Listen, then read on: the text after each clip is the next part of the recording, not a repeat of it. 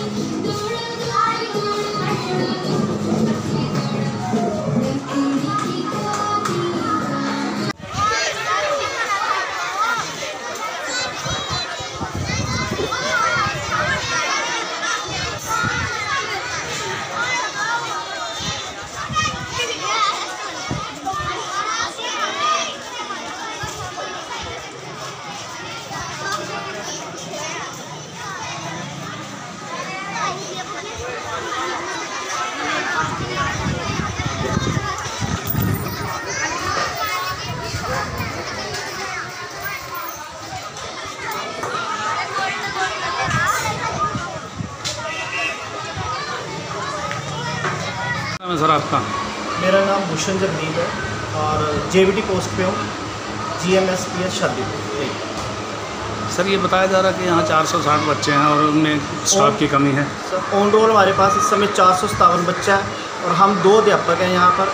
ये मेरे साथ बैठे मुक्ता मैम और मैं यहाँ पर हूँ, और उन 2 टीचर्स होने की वजह से यहाँ पर बच्चों की पढ़ाई बहुत डिस्टर्ब हो रही है। अब हम 2 टीचर 457 बच्चों को कैसे पढ़ाएँ? 457 में से सर की BLO की भी ड्यूटी है। 457 बच्चों में से लगभग जो है 380-390 बच्चा डेली प्रेजेंट होता है, और उसके बाद जो है मेरी सरकार ने ड्यूटी BLO में लगा दी है। अब मुझे BLO का भी काम करना है, उसके बाद क्या ना अपना बच्चों को भी पढ़ाना है। अब मैडम है मेरे हमारे साथ, ये अपना मिड डे मील का भी देखते हैं और डाक देखते हैं, जो हमारी BODO से डाक आती है वो भी बनाते हैं। अब बताओ हम डाक बनाएं, BLO का काम करें या अपने बच्चों को पढ़ाएं? बच्चों की पढ़ाई बहुत ज़्यादा डिस्टर्ब हो रही है। पहले यहाँ पर 12 टीचर थे, 12 में से 10 की ट्रांसफ़र होगी, अब हम सिर्फ यहाँ पर 2 बचे हैं।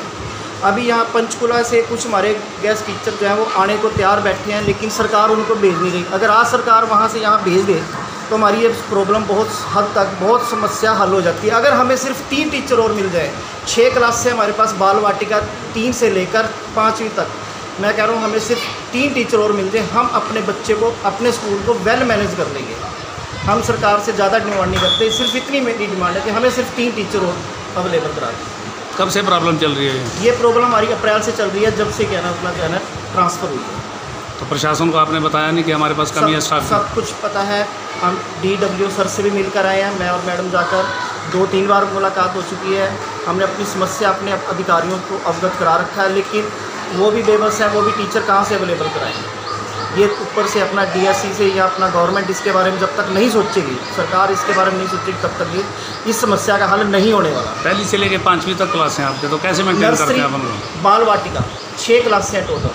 6 क्लासों को हम 2 टीचर पढ़ा रहे हैं, लेकिन 6 क्लासों को मैं ये कहता हूँ कम से कम 5 अध्यापक ज़रूर चाहिए, क्योंकि नर्सरी का काम जो बाल वाटिका है या जो पहली क्लास है उनको 1 टीचर कर लेगा, बाकी अपना 4 क्लासों को 4 टीचर। इसका मतलब सरकार बच्चों के भविष्य को ख़राब कर रही है? बिल्कुल जी, इस समय बच्चों का भविष्य ख़राब हो रहा है और बच्चों को पढ़ाई बिल्कुल लगभग 0 ही आप कह सकते हो, ना के बराबर है। बहुत मुश्किल है उनको काम देना, फिर उनका काम चेक करना, क्योंकि डाक भी बनानी है, BLO का भी काम करना है, सारे काम है। तो बच्चों का भविष्य इस समय बहुत ख़राब है। भूषण जी, क्या मांग करते हैं आप सरकार से इस मामले में? मैं यही डिमांड करता हूँ जी, मेरी एक सरकार से करबद्ध प्रार्थना यही है कि जो है जितनी जल्दी हो सके सरकार हमें अध्यापक अवेलेबल कराए, ताकि बच्चों का भविष्य बन सके, बच्चों के भविष्य से खिलवाड़ ना हो। राजवीर सिंह है सर। सर क्या क्या प्रॉब्लम है यहाँ बताया? यहाँ प्रॉब्लम प्रॉब्लम सर थोड़ी क्राउड ज़्यादा सर, बच्चे ज़्यादा है, हमारे पास जगह की कमी है और हमारे पास कोई भी सब स्टाफ मतलब 4th क्लास स्टाफ नहीं है। यहाँ जो पानी पिलाने का काम है, जो छोटा मोटा काम हम बच्चों से करवाना पड़ता है, कुछ टीचर खुद भी करते हैं सारे मिलके।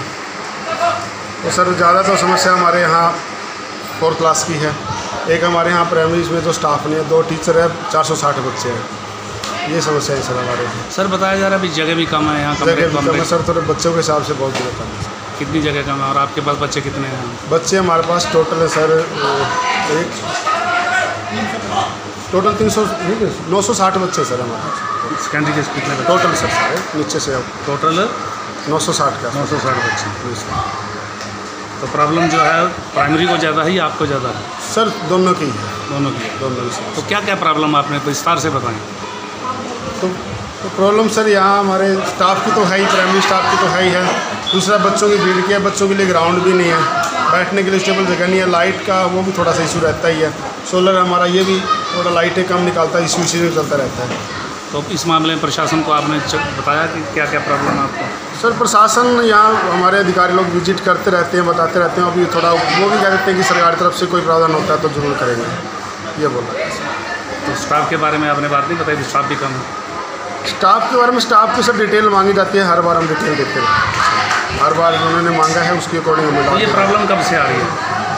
सर ये प्रॉब्लम मैं करीब यहाँ 2.25 साल से हूँ, मैं तब से ये फेस कर रहा हूँ सर। यही तब से है, अभी तक कोई सुनवाई नहीं है अभी तक सर। अभी मतलब अधिकारियों को हम अवगत कराते रहते हैं और वो भी आगे सर, उनका भी कसूर नहीं है, वो आगे पहुँचाते हैं डाक को, सरकार के अकॉर्डिंग आगे जवाब दिया जाता है।